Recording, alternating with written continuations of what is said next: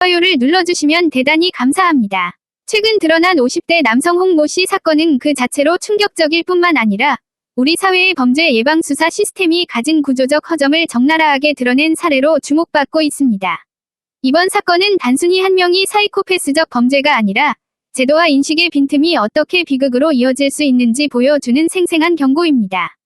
홍 씨는 1인 방송 플랫폼 틱톡에서 활동하던 20대 여성 A씨를 살해하고 시신을 유기한 혐의로 구속됐습니다. 경찰에 연행될 당시 그는 모자를 눌러 쓰고 마스크로 얼굴을 가린 채 취재진 앞에서 죄송합니다 라는 짧은 한마디만 남겼습니다.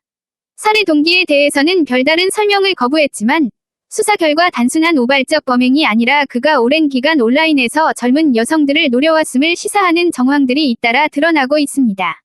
무엇보다 사회를 경악하게 만든 대목은 홍 씨가 이미 지난해 다른 20대 여성 B씨를 불법 감금하고 조건 만남을 강요한 혐의로 기소돼 재판을 받고 있었다는 사실입니다. 피해자 B씨 역시 틱톡에서 활동하던 인물이었습니다. 그는 홍 씨의 집에 갇혀 폭행을 당하고 협박을 받았다고 진술했으며 극적인 탈출 후 경찰에 신고했지만 수사와 재판은 허술했습니다. 홍 씨는 스스로 경찰에 출석해 혐의를 인정했음에도 불구하고 구속되지 않았습니다. 당시 수사를 맡은 경찰 간부가 왜 구속영장을 신청하지 않았는지 기억이 나지 않는다 고 밝힌 점은 치명적인 수사 공백을 보여줍니다. 이런 과정을 거쳐 홍 씨는 불구속 상태에서 재판을 받으면서도 사실상 자유롭게 생활했고 그 틈을 타 또 다른 20대 여성 A씨를 살해한 것입니다.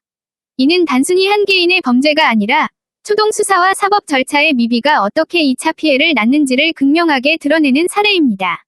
성범죄 스토킹 감금 사건에서 재범 위험성은 이미 수차례 사회적 경고가 있었지만 여전히 법원과 경찰의 판단은 구속 필요성을 좁게 해석하는 경향이 있습니다.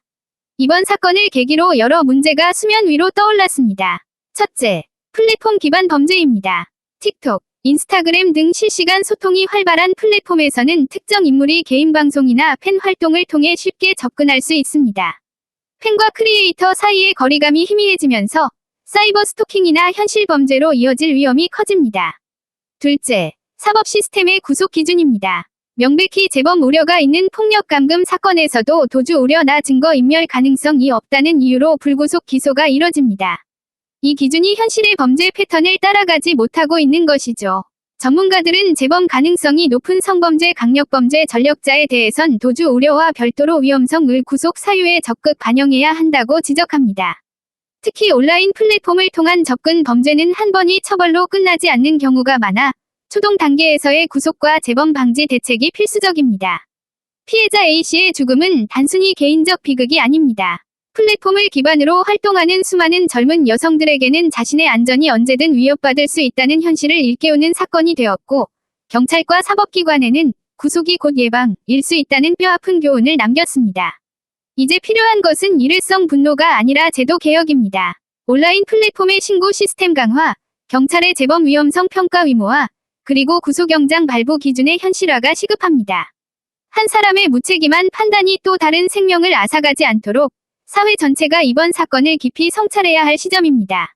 구독과 좋아요를 눌러주시면 앞으로도 이런 사회적 이슈를 깊이 있게 다루는 콘텐츠로 찾아뵙겠습니다. 구독과